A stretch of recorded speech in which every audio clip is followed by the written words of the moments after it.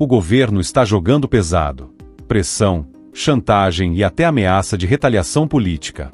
Tudo isso para impedir que a anistia avance no Congresso. Mas será que o Palácio do Planalto vai conseguir segurar essa onda? Nos bastidores de Brasília, a tensão está no limite. O tema da anistia para os condenados de 8 de janeiro, que também poderia abrir espaço para beneficiar o ex-presidente Jair Bolsonaro, virou a prioridade da oposição e o pesadelo do governo. A esquerda, que tanto falou em democracia, agora articula um verdadeiro vale-tudo para evitar que o assunto sequer seja pautado. E qual é a estratégia principal? A mais antiga da política: controlar o voto na base da canetada. O recado foi dado sem meias palavras. Quem ousar votar a favor da anistia pode dar adeus ao carguinho indicado no governo. Isso não é negociação política, é intimidação pura e simples. E não para por aí. Como nem todos os deputados têm coragem de bater de frente, a recomendação do governo foi clara: se não puder votar contra, então falte na sessão. Ou seja, além da chantagem, o Planalto trabalha com a omissão. Uma estratégia para esvaziar o plenário e tentar enterrar a urgência da anistia antes mesmo dela ser votada. A votação da urgência exige 257 votos na Câmara. É esse o número mágico que pode acelerar o processo e abrir caminho para discutir o mérito da anistia. A oposição sabe disso e está mobilizada. Deputados aliados de Bolsonaro pressionam o presidente da Câmara, Hugo Mota, para colocar a pauta em jogo. Do outro lado, o governo já acionou a tropa de choque. Gleisi Hoffmann, ministra de Relações Institucionais, tem feito um mapeamento minucioso. Quem indicou quem para cargos, onde estão os apadrinhados políticos e, principalmente, quais deputados podem ser chantageados com a velha moeda de troca do poder. É a política reduzida a balcão de negócios. O que está em jogo não é apenas a anistia. É o futuro de um governo que teme perder o controle da narrativa e, principalmente, teme devolver direitos políticos a Bolsonaro. Vale lembrar que Gleisi deixou claro: quem permanecer deve ter compromisso com o presidente Lula e com as pautas do governo. Repare bem, não é compromisso com o eleitorado, não é compromisso com o povo, não é compromisso com a Constituição. É compromisso com Lula.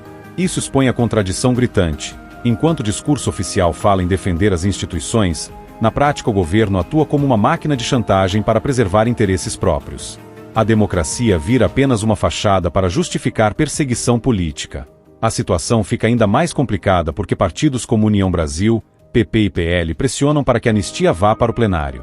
O clima é de confronto aberto.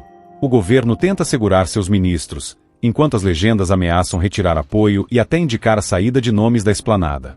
É um jogo de xadrez arriscado. Quanto mais o governo pressiona, mais cresce o desgaste com os aliados. Deputados do próprio PT e do MDB já admitem que há insatisfação com a lentidão na liberação de emendas. E sabemos que, em Brasília, promessa não paga voto. Se o dinheiro não chega, o apoio evapora. O Planalto trabalha com um plano B.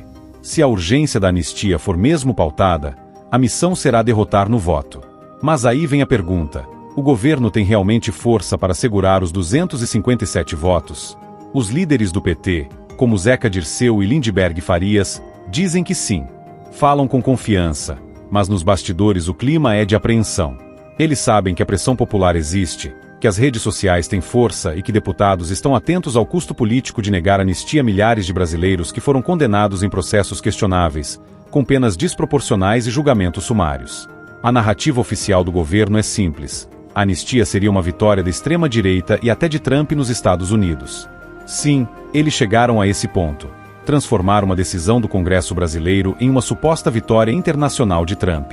É uma mistura de paranoia e vitimização. Na realidade, o que se discute é o princípio da proporcionalidade. É justo manter milhares de pessoas presas, inelegíveis ou condenadas em processos apressados, enquanto criminosos de verdade, corruptos, traficantes, assaltantes, seguem livres? É coerente pregar perdão e pacificação para uns, mas negar para outros apenas por divergência ideológica? O ponto mais sensível é, sem dúvida, a possível recuperação dos direitos políticos de Bolsonaro. Para o governo, esse é o verdadeiro terror. Eles podem até aceitar uma anistia parcial, desde que deixe Bolsonaro de fora. Mas e aí? O Congresso vai aceitar um projeto de anistia mutilado, feito sob medida para preservar o poder de Lula e seus aliados? Ou vai enfrentar o Planalto e aprovar um texto amplo, que de fato pacifique o país? Essa é a encruzilhada. E é por isso que o clima de guerra só tende a crescer. Outro detalhe da estratégia governista é tentar disputar espaço na pauta. O Planalto quer colocar em votação um projeto que isenta do imposto de renda quem ganha até R$ 5.000. Parece bonito, parece popular, mas tem um cálculo político evidente: tirar os holofotes da anistia e jogar contra a oposição o discurso de que eles atrapalham o povo para defender bolsonaristas. É um truque de marketing. O problema é que a população já percebeu o jogo. Não se trata de escolher entre pagar menos imposto ou apoiar a anistia. Trata-se de exigir que o Congresso cumpra seu papel sem ceder à chantagem do Executivo. É impossível não comparar esse episódio com outros momentos da nossa história recente. Quando se falava em anistia no período militar, a esquerda foi a primeira a levantar a bandeira do perdão e da pacificação nacional. Hoje, ironicamente, os mesmos que gritavam por anistia se mostram contrários a qualquer iniciativa semelhante, simplesmente porque agora são seus adversários que pedem justiça. É o famoso 2 pesos, 2 medidas. O discurso muda conforme o interesse. A coerência desaparece. Não é só no Brasil que esse debate chama atenção. Lá fora, veículos de imprensa acompanham com interesse. Para a comunidade internacional, uma anistia ampla poderia ser vista como sinal de maturidade política e pacificação nacional. Para o governo Lula, seria visto como derrota. Por isso o desespero. Não é apenas a questão interna. É o medo de perder a narrativa também no cenário internacional. Os próximos dias serão decisivos. A reunião de líderes com o presidente da Câmara deve indicar se a urgência será ou não pautada. O governo vai usar todas as armas para impedir, mas a pressão da base bolsonarista não pode ser subestimada. O resultado desse embate vai mostrar até onde o Planalto tem força real no Congresso. Se perder a primeira batalha, a narrativa de governo forte e unido começa a ruir. O que está claro é que não se trata apenas de um projeto de lei. É um teste de poder. De um lado, um governo que usa cargos e emendas como moeda de troca. Do outro, uma oposição que aposta na mobilização popular e na pressão política. A pergunta que fica é: quem vai vencer esse jogo? Será que o Brasil vai assistir a mais um capítulo de chantagem política? Ou teremos um momento histórico em que o Congresso decidirá de forma soberana, sem medo do Palácio do Planalto?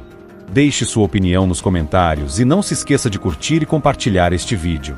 Se você é do tipo que gosta de estar sempre por dentro do que realmente acontece na política do Brasil e do mundo, sem filtro, sem rodeio, já se inscreve aqui no canal, ativa o sininho e fica com a gente, porque aqui a verdade tem vez e voz.